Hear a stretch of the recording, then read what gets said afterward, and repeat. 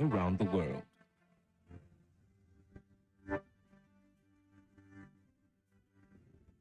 In the headlines this evening, federal government issues a security alert for Nigerians in Iran Gulf. Environmental offenders arrested during quarry sanitation. Governor Adeleke rejects APC demand for Chief of Staff's resignation. Moving into the foreign scene, African Union warns over rise in U.S.-Iran military tensions.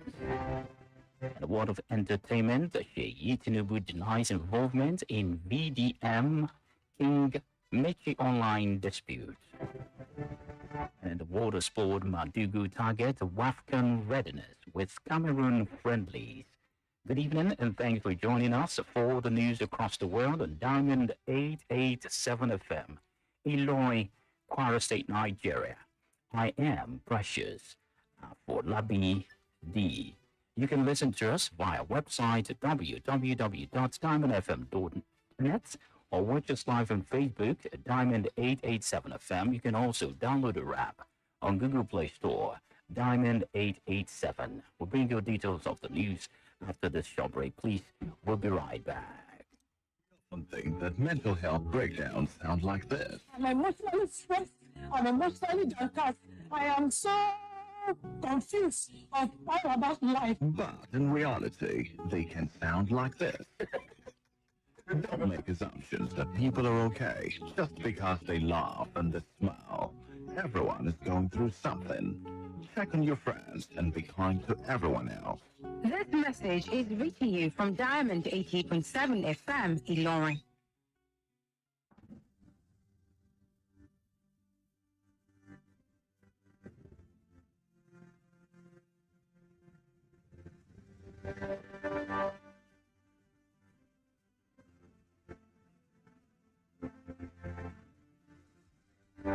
Glad to know you're still there. You're welcome back. Now the news in detail.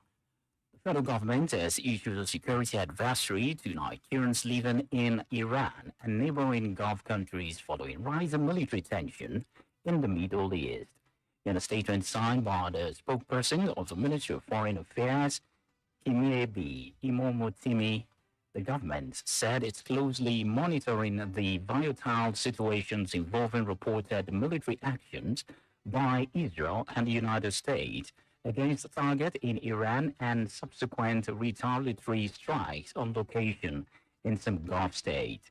The ministry urged Nigeria in the affected areas to exercise extreme caution, remain vigilant, avoid high-risk location, and stay in contact with Nigeria's diplomatic mission for timely update and necessary assistance.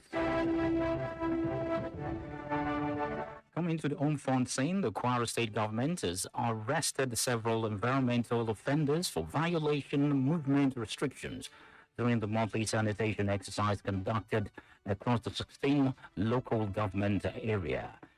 The arrests were made around the Ojoba areas after the affected individuals failed to comply with the sanitation order. The violators were arraigned before a mobile magistrate court, where some were fined, while others were remanded at the Okekura Correctional Center for further legal actions, according to the information gathered by Diamond FM. Speaking on behalf of the Commissioner for Environment as a permanent secretary of the Ministry of Environment, Dr. Abubakar Ayila expressed satisfaction with the level of compliances recorded. He commended residents for their cooperation and urged the public to sustain proper sanitation practices to ensure a cleaner and healthy environment. Moving on, the People's Democratic Party, PDP, may suffer another setback. Stakeholders in Zamfara State have reportedly urged government Dauda Lawal to defect to All Progressive Congress, APC. The development was disclosed on Saturday by APC stalwart Iran Mohammed in a statement shared on X. And according to Mohammed, the governor convened an emergency meeting with the key political stakeholders to deliberate on the state political direction amid growing realignment. He claims that the meeting focused on possible strategy decisions that could shape the future of the administration. Moving on to Osun State Governor Ademola Adeleke has dismissed called by the All Progressive Congress APC for the resignations of its Chief of Staff, Kazim Akinyele. The governor describes the demand as a melancholic tantrum, insisting that the opposition's positions was underfunded and politically motivated. And in a statement issued in Osogbo by spokesperson Olawale Rashid, Adeleke said the APC reactions reflected frustrations over its declining political fortunes in the state and assures that his administration remains focused on governance and service delivery. A female security officer has died after she was struck and run over by an operational vehicle of the Nigerian Security and Civil Defense Corps NSCDC during a simulation exercise in Abuja. The tragic incident reportedly occurred during a coordinated show of force drill, and a CDC spokesperson, AFOLABI Babawale, confirms the development, noting that the identity of the deceased officer had not been officially released as of the time of filing this report.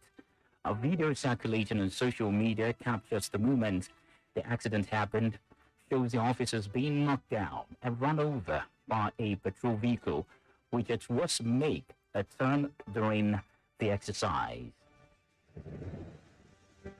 The news across the world is reaching you from Diamond 887 FM in Ilorin, Kwara State, Nigeria. We're going to break now. When we return, we'll bring you the foreign, entertainment, and the sport news. Please stay with us. Follow us on social media, Facebook, Twitter, and Instagram at Diamond 887 FM. Diamond FM, shining supreme.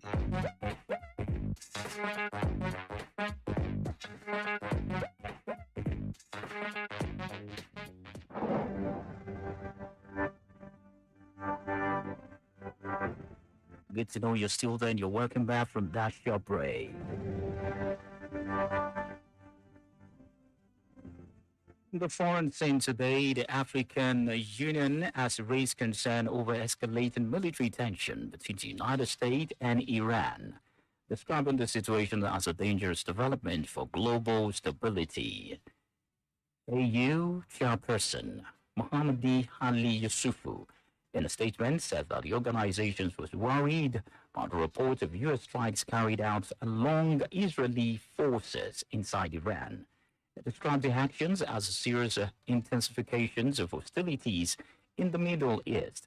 The AU called for restraint and urged all parties to avoid further escalations. And now moving on to the world of entertainment. Sheyi Tinubu, sons of Bola Ahmed Tinubu, has dismissed claim linking him to the ongoing online controversies involving activist Very Dark Man, VDM, and content creator King Michi. In a post shared on his Instagram story, Sheyi Tinubu describes the allegations as false, stating that he has no connection to the social media dispute. He explained that his only interactions with King Michi was during a public meeting where he provided financial support for a non-governmental organization, NGO. Moving on to the world of sport today. From the world of sports, Super Falcons head coach Justin Medugu says the upcoming friendly matches against Cameroon will shape a squad preparations for the 2026 Women African Cup of Nations WAFCON. The 9-time African champions were initially scheduled to compete in the WAFU B Invitational Tournament alongside Ghana, Cote d'Ivoire, and Senegal. However, the competition was cancelled after Ghana withdrew forced Nigeria to adjust their build-up plan. Adugu noted that the double headers against the indomitable Lioness will now serve as a key test of the team's readiness, providing an opportunity to assess and players, build caution, and fine-tune tactical ahead of the continental showpiece. And with that, we've come to the end of the news across the world. But before we go, here's the recap of the major highlights. The federal government issued security alert for Nigerians in Iran Gulf. Environmental offenders arrested doing Kwara sanitation. Governor Adeleke rejects the APC demand for Chief of Staff's resignation. And now from the foreign scene, African Union wants overriding U.S.-Iran military tensions. The world of entertainment, Sheyi Tinubu denies involvement in very dark man King Michi's online dispute.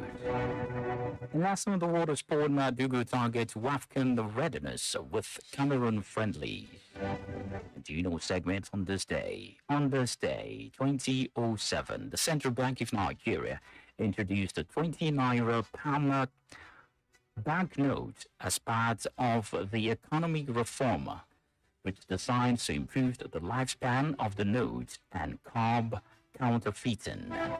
If you don't know, now you know. For news coverage and information about the happenings around you, kindly contact Diamond FM News on this number 0916 062 7526. The news was compiled and edited by Adeyemi Adewale, and I am Precious AFOLABI D. Many thanks for listening to your Shining Supreme stations. Please do note that the Yoruba version of the news will be coming very soon.